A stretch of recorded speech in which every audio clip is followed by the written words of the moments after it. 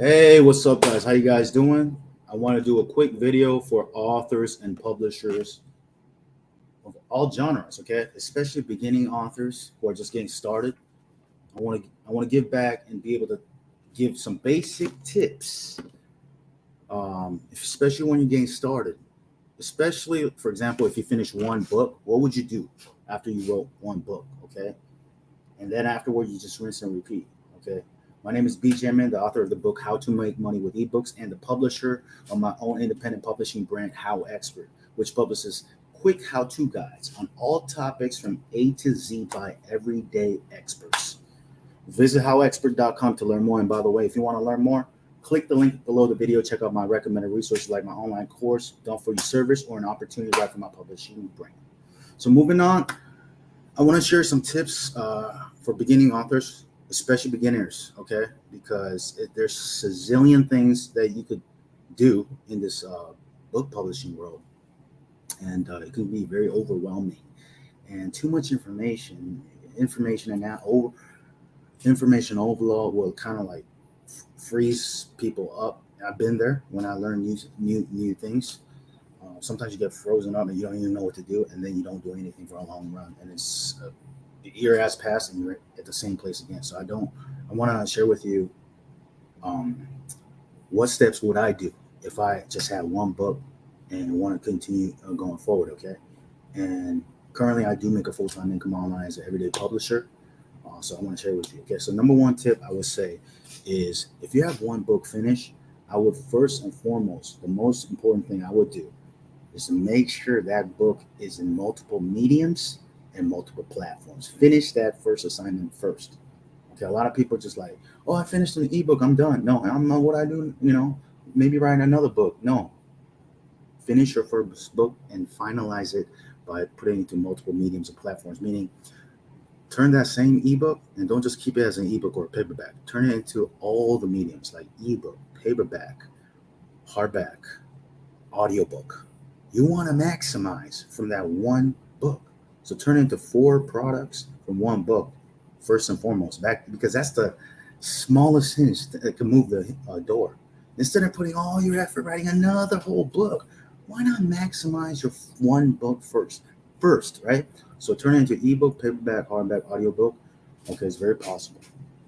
And it's actually not, it's like the easiest income generating activity once you finish the book. The second thing I would do is I would push and publish all those multiple versions in all the platforms possible. Go wide. For example, Amazon, KDP is where you publish an ebook, paperback, hardback. Ingram Spark is where you publish a paperback and hardback for most authors and publishers. They don't really use it for ebooks, by the way. ACX is the Amazon audiobook department. So turn the ebook you have, put it as a job on ACX, turn it into an audiobook. Okay. Once that's done, publish the same audiobook on Findaway Voices. To do Findaway Voices, by the way, ACX it has to be non-exclusive. I like to go wide because if one platform doesn't work, you still have the other eggs, right? Multiple eggs, not just all your eggs in one basket per se. And it's really important because you want to have a lot of different platforms for security. Okay. Findaway Voices, as I say, is similar to ACX. Then Barnes and Noble is great for ebook. Kobo is for ebook. Apple is for ebook. Aggregators, such as Drafty Digital, reaches out to all the platforms as ebooks and so forth. Okay. And by the way, Barnes and Noble, you can do paperbacks. I haven't done that yet, but maybe look into the future. Okay. So those are the first. That's the first thing I would do. Turn your ebook into all the mediums possible, and then all the platform as possible. That is step one after you finish your book for beginning authors and publishers, okay? Especially if you decide to go wide. Now, if you're an author that decide to just be exclusive with Amazon because, some fiction authors do that, you could just focus on Amazon, okay? And do the Kindle Unlimited program and KDP Select. But for me, I like to go wide. And I'm seeing a lot of authors, even from the fiction world, are now transitioning to go wide for whatever reason, because there's the power of going wide. There's now direct selling, new skill sets. Things are evolving. The second thing I would do for beginning authors, once you finish a book and you finish it in all mediums first, okay, that's the first step. Don't jump into advertising it. Finish all the mediums first. The second thing I would do is Amazon ads. Okay, because Amazon ads, in my personal opinion, is a lot more easier to do than Facebook ads, Meta ads. Because to do Meta ads, you need like a landing page, you need like a funnel, you need a download page, you need to do email autoresponder. That's kind of advanced for beginners. That's absolutely important. Building your own leads, but I would do that after these steps are finished. Okay, and as you get a little bit more advanced. And some people may disagree, but I think this is the simplest way for beginners. It's not overly technical. You got to build your own web page. That's great. But why don't you do that once? Do the simple things first. So number two, I would do Amazon ads. To do Amazon ads in a nutshell, number one, I would do auto ads. Auto ads for the ebook version, another auto ad for the paperback version, another auto ad for the hardback version. Now, the good news for beginners, when you have an Amazon ads account, um, auto ads are so easy. You do sponsored, click on auto ads, pick the book. You don't have to select any keywords, and you just submit. Done. So, for example, that's how it is for the ebook. Now you do for the paperback. Same thing. Now you do the hardback. Done. Another thing I want to mention: when you do Amazon ads, um, I'm just talking about. Let me edit one little thing here. Okay, let me edit one thing. 1 second. For Amazon ads, I forgot to put. Yeah, you want to do auto ads for ebook, paperback, hardback, and you want to do Amazon ads for all the regions. Okay, you want to do for U.S., U.K., you want to do Canada. Those are huge regions right there. Or you want to do for Australia. Okay? And then these are the top 3 to 4 regions. Okay, U.S., U.K., Canada are always pretty good. Trust me. Back in the days, I only did Amazon ads for U.S. Once I did it for UK, Canada, Australia, it just took it off to a whole new level. And the great news is the same ad that you do for US, you just do it for this. You do the same thing for UK, Canada, Australia. Now there's other European regions such as Germany, they say BE, Germany, Spain, Italy, and et cetera, et cetera. 1, 2, 3, 4, 5, 6, 7. France, of course. All right. I believe as of right now, it's about 8 regions. Okay. Just use the same Amazon KDP account and create one for the US, UK, okay? Canada, Australia, Germany, Spain, Italy, France. And by the way, even if your English book is in English, I put the same ad in Germany, Spain, Italy, France, and it still does okay. Okay? Now for these, I do a little bit different. I do a lower bid because these are just different non-English speaking countries. Regardless, I get a good ROI from this, okay? But my main point is when you do Amazon ads for beginning authors, I notice a lot of people, first of all, don't do all regions.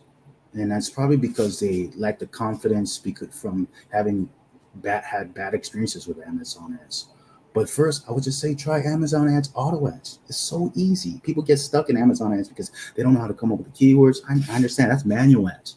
But auto ads are great for beginners.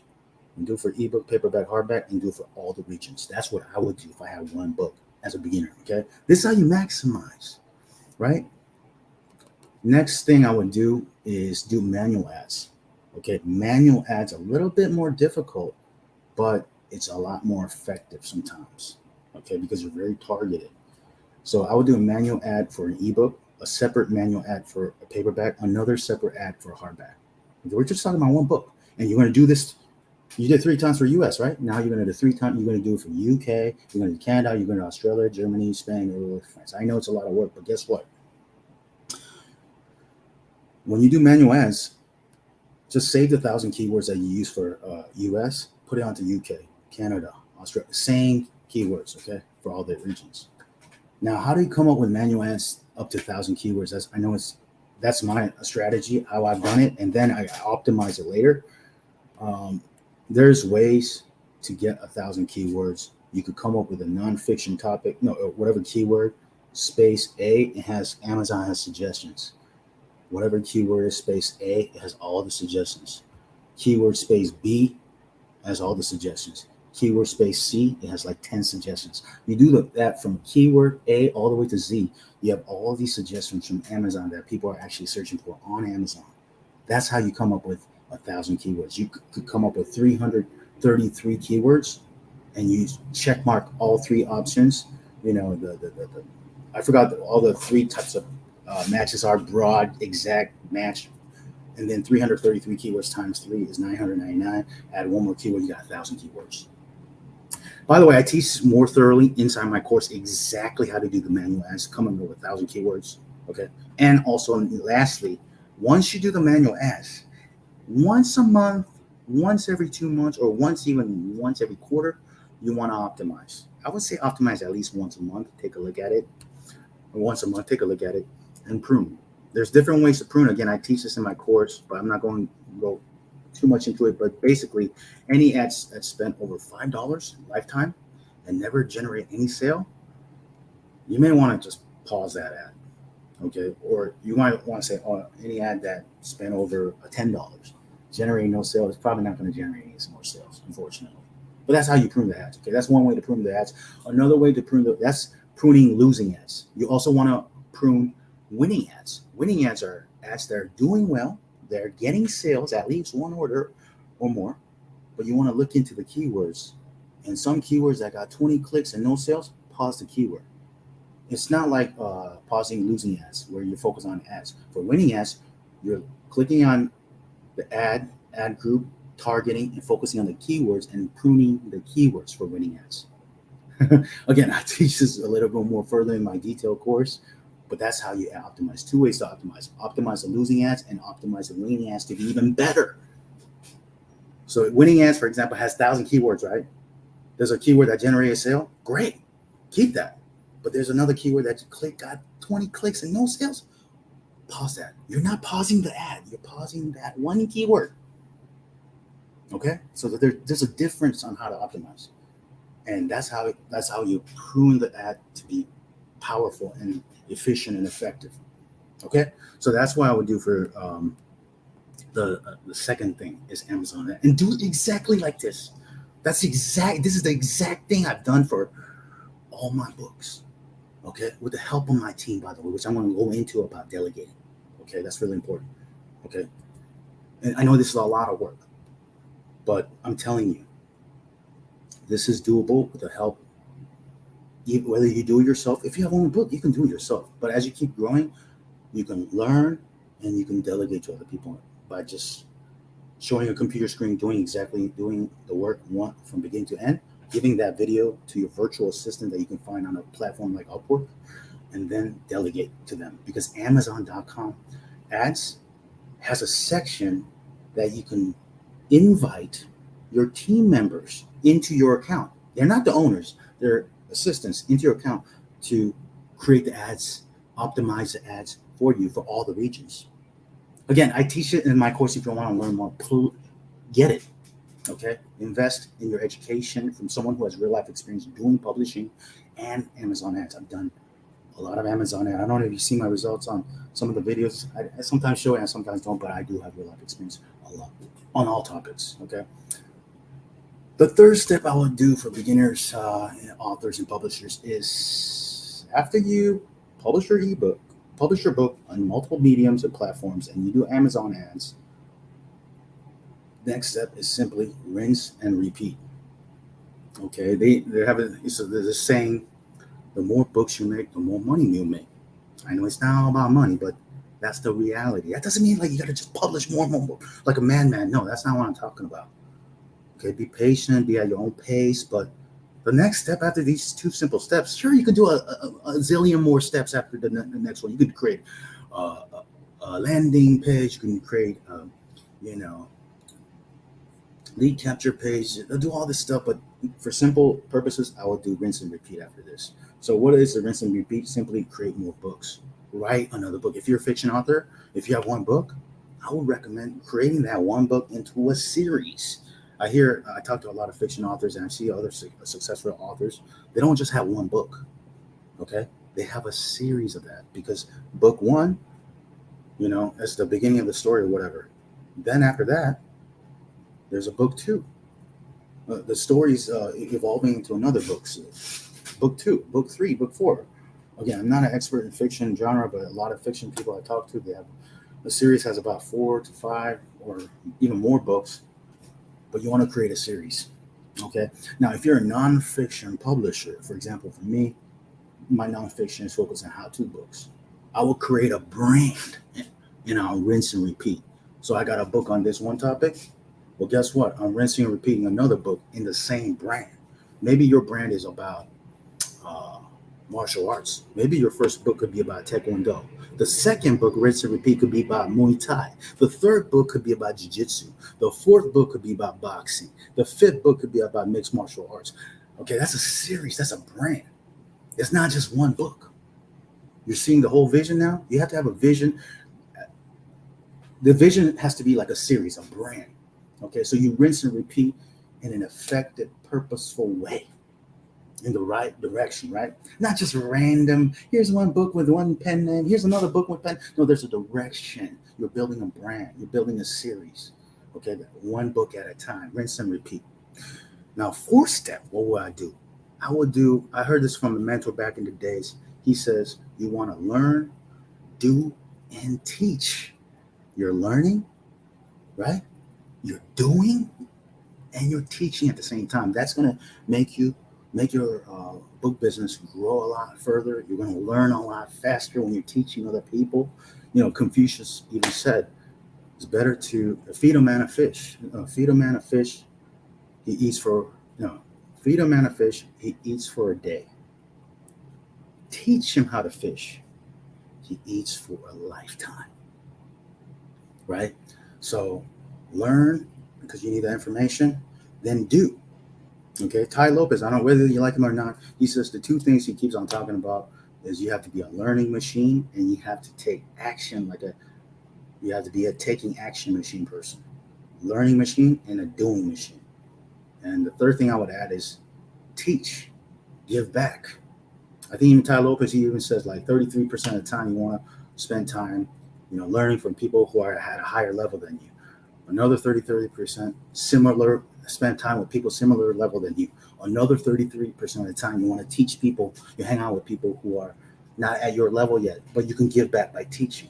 So learn, do, and teach. And this is a great way. That's why you may want to create a YouTube channel.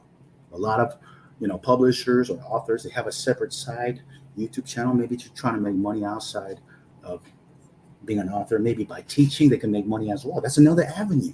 So maybe you have a skill set in teaching. Some people are better teachers than authors, some of them I noticed. And that's cool. I have nothing against the teachers in the self-publishing industry. They're good.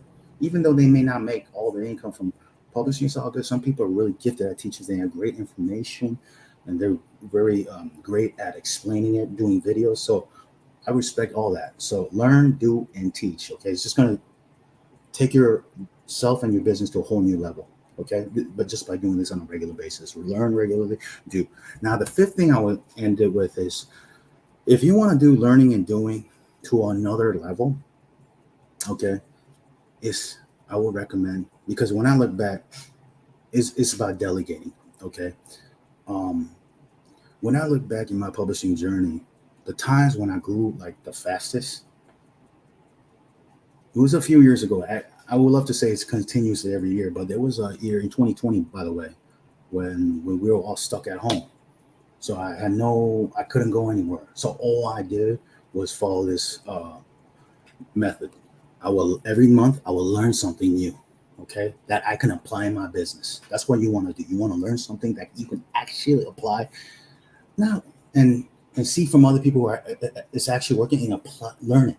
And then you want to delegate for your business. Instead of doing it on your own, you want to delegate. I know beginning authors, you don't need to delegate and whatnot, but once you start to have a lot of books by rinsing and repeating, delegating is especially important. So you can focus on other income generating activities, such as creating more books. Okay. But the fifth step to take it to a whole new level with beginners, go to a website like upwork.com, post a simple job saying, the minimum hourly can be as low as $3 an hour internationally. People who speak English, people are hardworking. I posted one virtual assistant job for $3 an hour. Okay. You know how many applicants I got? I got 100+ applicants. I didn't even have time to look at all the applicants. That's how in demand virtual assistants are willing to find a job. Okay. And what I recommend to find a virtual assistant, start off kind of like a trial. Yeah, hire them maybe for 1 week. Maybe hire 3 to 5 virtual assistants. You know, it doesn't even have to be hourly. It could be as a fixed time, fixed payment is minimum is $5. Just hire 3 to 5 virtual assistants for a minimum $5 job. Very simple job that maybe, that you, a very simple job that you can see yourself delegating, whatever it is. Okay. Um, Maybe writing a description. Just make up a job that you can see yourself delegating to. Okay. And from there, what I would do is compare the 3 to 5 people, and there's always going to be that one person that kind of stands out above the rest. Doesn't mean that person is going to be perfect. Maybe they're, what you're looking for is the best results, quality, good communication, consistent, always there. When you ask a question, it doesn't take a few days to reply or a week. They're always there on a regular basis. And quality, at the end of the day, is results and communication.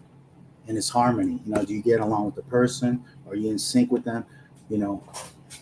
If so, that's how I will find a virtual assistant. And then what I will focus on is learn something on a regular basis and then delegate the work. How do you delegate it? Basically, I would use the tool I'm using right now, doing videos.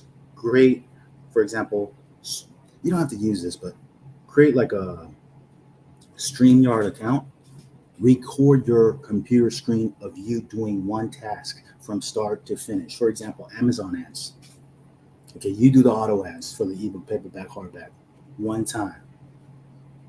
Now you have a video. Give that video unlisted on YouTube and give that unlisted video to your virtual assistant. Make them watch the video. Okay, have them watch the video. And then give them access to Amazon ads. Maybe start with a smaller region like Canada before going to US or France or whatever. Okay, invite them and see them do the work. Okay, and yes, delegating is basically you learning, you creating a video training, and sending that video to your team member. That's the delegation process, and get them to do the work. If there's another site, they need access, but they don't have your login, you don't want to send your login information. There's tools like very popular. There's a lot of different tools out there. One of them is called LastPass. Okay, you can create your own LastPass account and have a login to a certain platform that you want your virtual assistant to work on, and you can invite them and they can log into your account without knowing your login information. So that's another way to delegate, okay, to take your author, book business, publisher business to a whole new level. So again, those are top 5 tips for beginning authors and publishers. Turn your book into multiple mediums and platforms. Do Amazon ads for all regions as auto ads and manual ads. Rinse and repeat. Think long-term vision. Create a series. Create a brand, your author name brand or publisher name brand. Number 4, learn continuously. Do continuously. Teach. And to take your action doing to a whole new level, delegate. Now once you delegate, you have the free time to learn what's out there, what's working for other authors and publishers who are even more successful than you. You have the time to learn now. Because if you're all doing this all year, you don't have time to learn new information, right? That's why delegation is important. So you can't, it's not just for delegating, you just chill all day. No, you need to focus on learning and then delegating another task the next month. Okay, once the current task is finished.